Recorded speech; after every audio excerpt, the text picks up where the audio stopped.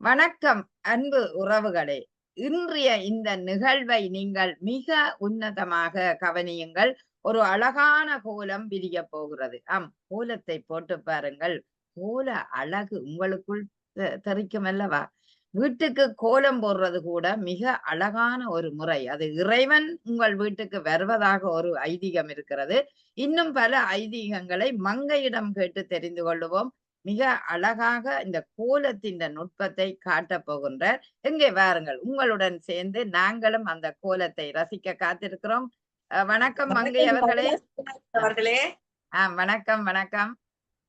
இந்த புள்ளி வந்து ஆம் வெள்ளை வெள்ளை மாவுல சிவப்பு கம்பி போட்டு போடுறோம்னா சிவப்பும் வெள்ளையும் சிவனும் பார்வதியும் கலந்த மாதிரி 3 6 3 6 9 9 கோலம் போடும்.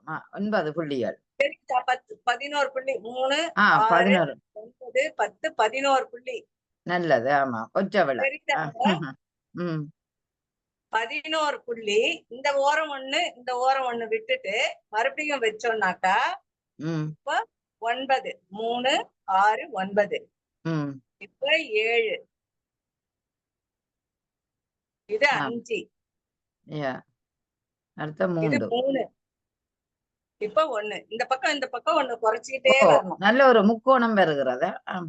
1 2 3 4 5 6 7 அப்புறம் 1 2 3 4 5 6 7 இப்போ 1 2 3 4 5 அப்புறம் 1 2 3 இதுதான் புள்ளி வைக்கிறது. நம்ம புள்ளி வச்சுட்டு இப்ப ஸ்டார்ட் பண்ண போறோம். ஸ்டார்ட் பண்ணி முடிய கொண்டு வந்து அப்ப 3 புள்ளிகளா இணைக்க வேணும். 3 புள்ளிகள் எடுத்து மேல் புள்ளிகளோட இணைக்க வேணும். இப்ப குழந்தைங்க கூட போடுற அளவுக்கு நான் ஈஸியான கோலம் தான் இப்ப கத்து தரேன் உங்களுக்கு. அருமையா இருக்கு. இப்படியே இணைச்சிட்டு வரணும். ஒரு புள்ளிகள் கூட ஒரு மனிதனை சிந்திக்க வைக்கின்றது. அந்த புள்ளியில் உருவாகின்ற கோலம் கூட ஒரு அழகான ஒரு உருவத்தை எமக்கு தருகின்றது. புள்ளி கோலம் போட்டு பாருங்கள். துள்ளி மனதில் துயர் நிறைந்த ஒரு மகிழ்வு உங்களுக்குள்ளேயும் காத்திருக்கிறது. மேடம் இப்ப பாருங்க, இதுதான் வந்து இப்படி இணைக்கிறோம்.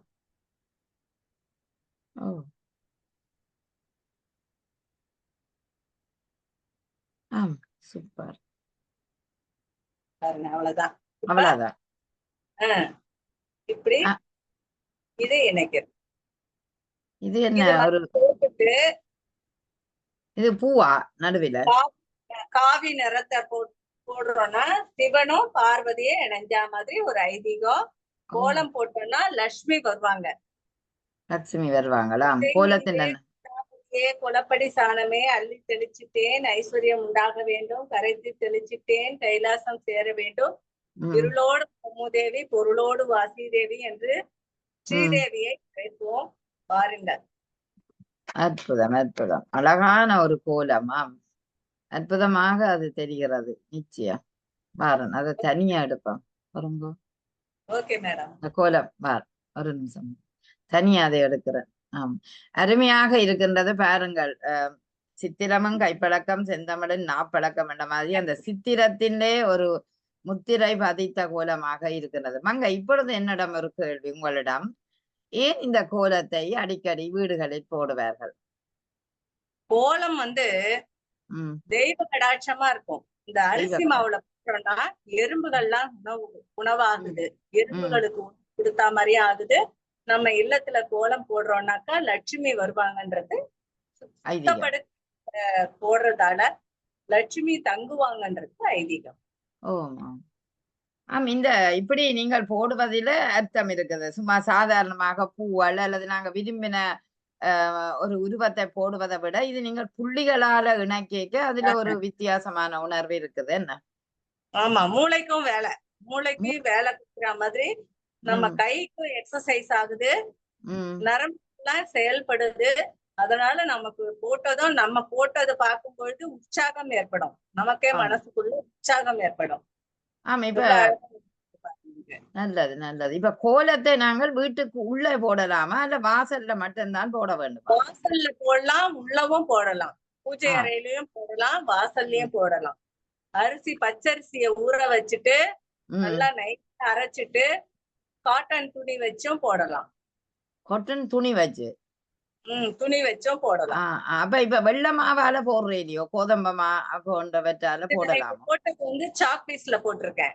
சோக் பீஸ்ல. Okay okay. ம்.